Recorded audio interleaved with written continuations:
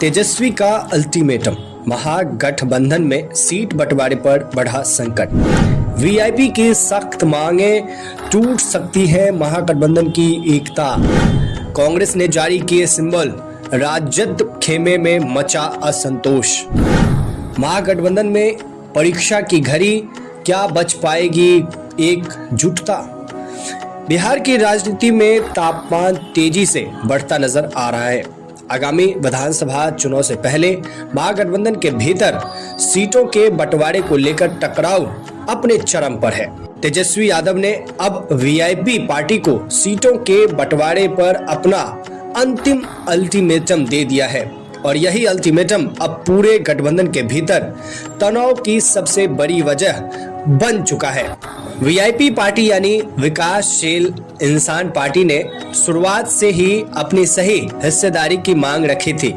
Party प्रमुख मुकेश साहनी लगातार यह दावा करते रहे हैं कि उनका जनाधार कई सीटों पर निर्णायक भूमिका निभा सकता है, लेकिन राजद और कांग्रेस इस मांग को लेकर अब तक सहमत नहीं बना पाए हैं। सूत्रों के मुताबिक तेजस्वी यादव चाहते हैं कि वीआईपी को सीमित सीटें दी ही जाएं, जबकि सहनी की पार्टी कम से कम 30 से 35 सीट चाहती है। लेकिन मामला यहीं तक सीमित नहीं है। महागठबंधन के भीतर कांग्रेस भी अपनी संख्या बढ़ाना चाहती है। कांग्रेस के प्रदेश अध्यक्ष राजेश राम ने सीटों के बंटवारे पर हो रही चर्चा के बीच ही अपने उम्मीदवार को चिन्ह दे दिया, जारी कर दिया। राजेश राम ने एक्स पर यानी कि ट्विटर पर पार्टी उम्मीदवारों को सिंबल देते हुए तस्वीरें साझा की। रजत खेमे में इसे लेकर असंतोष साफ झलक रहा है, क्योंकि सीट बंटवारे पर अभी तक कोई औपचारिक सहमति नहीं बनी है।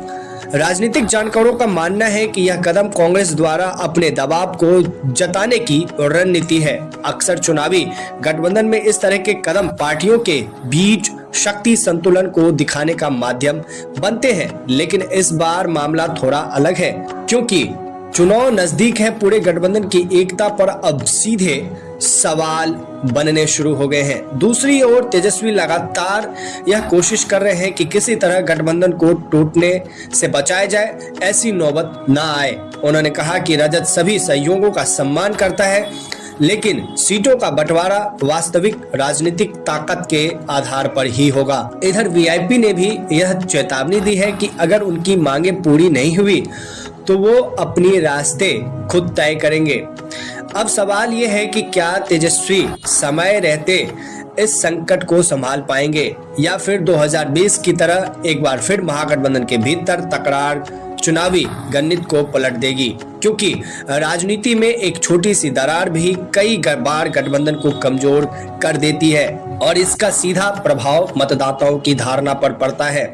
फिलहाल पटना से लेकर दिल्ली तक महागठबंधन के नेताओं के बीच लगातार बैठकों का दौर जारी है, लेकिन समय हाथ से निकलता जा रहा है। जैसे जैसे नामांकन की तारीखें नजदीक आ रही हैं, वैसे वैसे दबाव भी बढ़ता जा रहा है। ऐसे में सबकी निगाहें अब इस बात पर टिकी है कि वीआईपी महागठबंधन में बनी रहेगी या सीट के विवाद के बीच कोई बड़ा फैसला लेगी।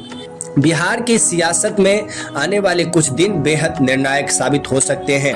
गठबंधन का समीकरण, उम्मीदवारों की सूची और जनता की प्रतिक्रिया के तीनों ही बातें तय करेंगी कि 2025 के चुनाव में महागठबंधन अपनी ताकत, अपनी एकजुटता बना पाएगी या नहीं और सरकार बना पाएगी कि नहीं।